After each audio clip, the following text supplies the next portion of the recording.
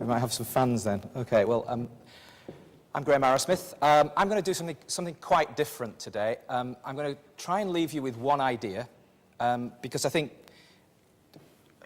I can't really process too much, but I do think it's an important idea, and it's something that I'd really like your thinking power on, because I think there is a disconnect, to use the name of one of the products that I might have had something to do with in the past, between data and distribution. I suppose I'm the lucky guy who's had to marry up the data and distribution part of this session. And I suppose what I'm saying here is that there is a time value of data, and I'll come to that in a minute, and it's really in search of a distribution partner. Just as a show of hands, how many people in this room now, and there's, what, maybe 50 or 60 people, show of hands, how many people work in distribution or similar services? That would be approximately a third. How many people work in data? That would be approximately 10% maybe. And the rest? You're going to help me out here? And the rest? From all kinds of other sectors. Right, okay, well, I will move swiftly along. Okay, the time value of data.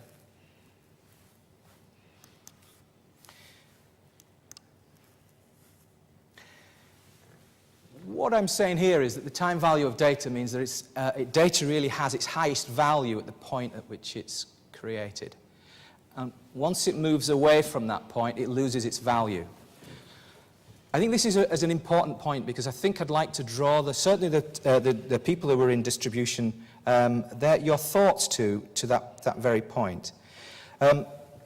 My company, as it happens, makes more money from the red bit at the moment, forgive the pun, but the red bit at the moment than it does from the supply of data. But that's changing, and actually changing quite rapidly.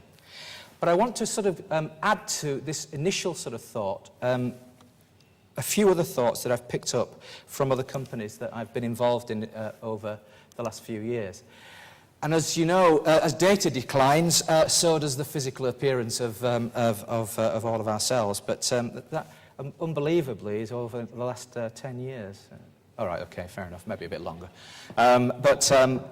One of the things that I did learn in terms of, one of my first lessons in distribution was that I used to sell cigarettes, and if you didn't have your cigarettes on the shelf, they didn't sell. So distribution's really important. So I always got that message. I got that message for, what, I don't know, 2-3 years working at British American Tobacco. And that is actually, I suppose, one of the truths I'd like to throw into the mix as well. I spent some time after that with the toy company Lego. I did actually notice that somebody was from Lego. Is anybody from Lego in the room? Bit of a shame. One of the things I picked up from Lego was that they, as many of you will know with children, they are all about quality.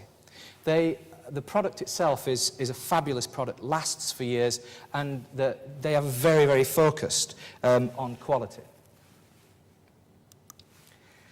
I went on to work for Royal Mail, and I guess summarising about 10 to 12 years' work there, one of the things that they are really passionate about, and we've got people in the audience, not least Mr. Reed over there, who's done about 50 years at the Royal Mail, he could probably say that that's probably fairly close to being accurate. The consumer experience of quality, for them at least, is everything. So I'm kind of building up a picture here. I went on to work for a company called Equifax, and one of the things that they're all about is better decision making. And I guess what they're really about is that if you can actually get data that's timely as well as accurate, you're likely to make better decisions. So we've got quality, distribution, the consumer experience of quality, and better decisions. Red Group, the company that I work with right now, is all really about data asset management. It's facilitating these thoughts and actually making data dynamic. Our stock in trade is making it accurate as well. Now, if you do those two things, you're in danger of actually creating asset value for the companies you work for. So, moving on, one of the things I think is a challenge for the data and distribution industries is that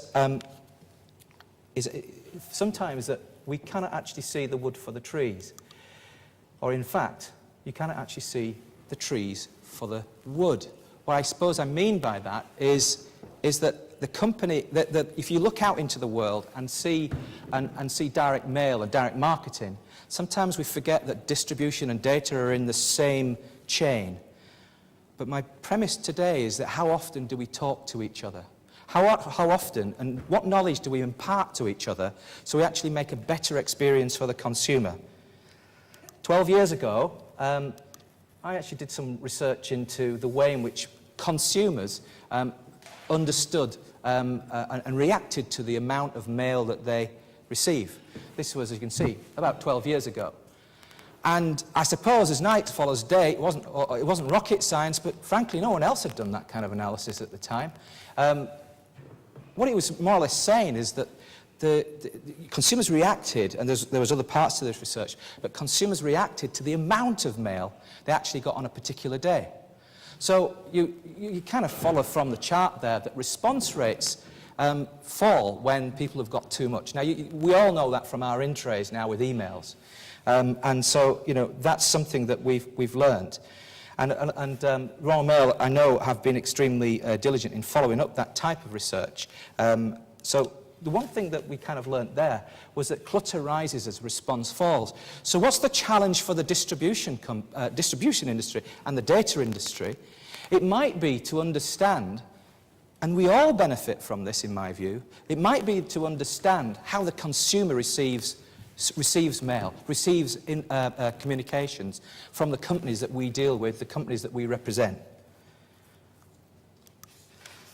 So how do you marry up the most timely of data with innovation in distribution? Now, I may well have missed some of the products that the distribution industry have developed over the last few years. Now, is that my fault? Probably it is. But then again, how many times have people from the distribution industry made a beeline for people in data? And for that matter, the other way around. Now, there are some exceptions, and for those of you who are in those exceptions, I kind of apologise, and I'm sure good work is being done. Such as the kind of work that was done by Royal Mail on its consumer panel. And what they posed is that does the day of the week, the day that direct mail lands on the consumer's doormat, play a part in its success? Well, every one of us is a receiver of direct mail. It's right, isn't it? We have more time at certain times of the week. And basically, one of the key findings is that consumers receive fewer items of direct mail on a Saturday, but perversely for financial services companies, in particular, still one of the largest mailers in the industry, as we'll all know, they get the best response rates then. Now, there has to be a message in this. There has to be a message for the way in which distribution and data work together. If that's true, and it is, then we should be working together to figure out how, as data providers, we ought to be doing more to sort of make data, shall we say, chewable in lumps of days, or at times of days, or whatever it takes to maximize the response and the satisfaction that consumers have. That's the analysis of the Saturday. I also spoke yesterday to a chap who did this other research here, and this is not just about direct mail. It's also about emails as well. And the one thing about emails is that day of week works for them too. You may well know Michael Wright from Stiata, but basically he was telling me that at an email conference in Barcelona, a speaker proposed there is no good data on the time to send a marketing email. There's no good data. Well, here is his research. I believe it's on South African data, but basically there is good data. And he was saying that, and most emails are sent between 4 and 7 p.m. because it takes the email marketing team all day to get their campaign ready, and they want to get it out before they leave. Well, I don't know if that's true or not. Certainly from our company's point of view, that isn't true. But the point is, there is possibly a scintilla of truth in that. But as you can see from the sort of slides, a cursory look, different days, different response. Do we as a company actually gear our data to different days of different days? Well, no, we don't. Not particularly. We probably have some understanding that a good day might be, say, Thursday or Tuesday, but we don't maybe build it into our processes. So this is something for the data industry to learn as well. But hey, you can take a horse to water, but you can't really make it drink. I mean, email response rates, as many of you, they're fairly low. We as a company sell emails as well as postal mail. And postal mail, as some of you will probably know, John, I mean, you might back me up on this, postal response rates are improving. Do you think it's something to do with what we said earlier, that they have less postal mail now? And maybe they actually take more time to have a good look at the mail they get. So maybe we have lessons to learn from that. If you look at the campaign, the processing and delivery sort of cycle, well, what's the challenge? Well, we first of all take data. We've got data as a lump. You've got kind of the processing bit. Kind of the red group can do the first two.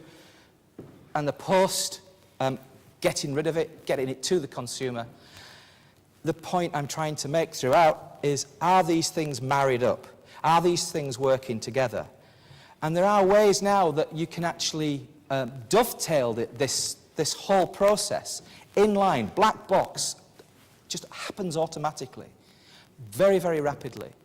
And those are the things that certainly as a business, my company are actually working on right now, and I know that others can provide similar services. Maybe we just have to have a greater understanding of our respective abilities.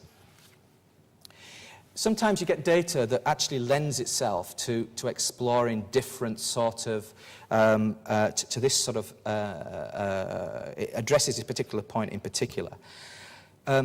This very morning, we've been appointed as a channel partner to promote redirection data to insurance companies and supermarkets. And effectively what this means, if you're an insurance company or a supermarket, there's some new data which is extremely time sensitive. So the objective of this is to get that information, which is brilliant information, real trigger lead stuff, into the hands of those people who wish to use it to market to customers at a time when people need, in this case, they need insurance, all kinds of insurance, home, life, car insurance if you move house. Or a supermarket might well be interested in actually getting your first 3 shops. We've all moved, I'm sure. And the first 3 shops, if you like the experience and you repeat it, you're kind of hooked for a long while. And the supermarkets kind of know that, and so we'll be spending some time talking to them about potentially new sources of data. But the important thing is the way in which the sort of distribution of this and the actual data quality are married. Real value can come from that. So, to summarize, I'd say to you that we're looking for we should all be looking, I think, for new ways to synchronize distribution and dynamic data. Data itself, generally speaking, isn't dynamic, but you can make it dynamic by understanding the way in which the consumer wants to receive the actual communication.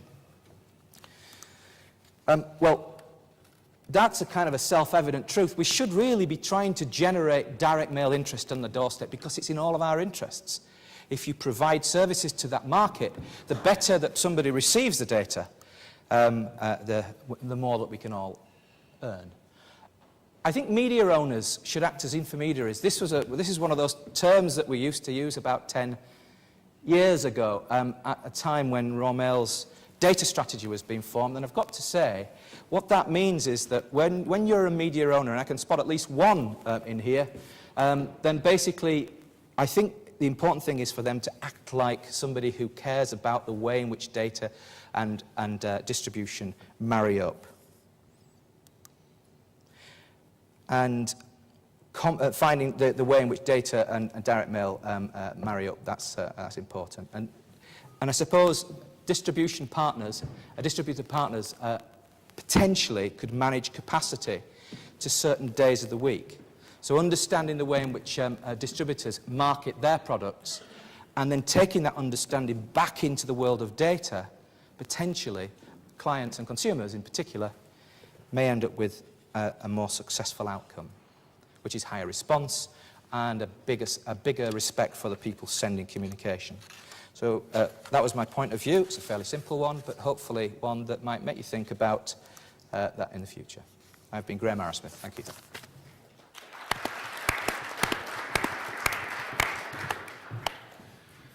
Thank you, Graham.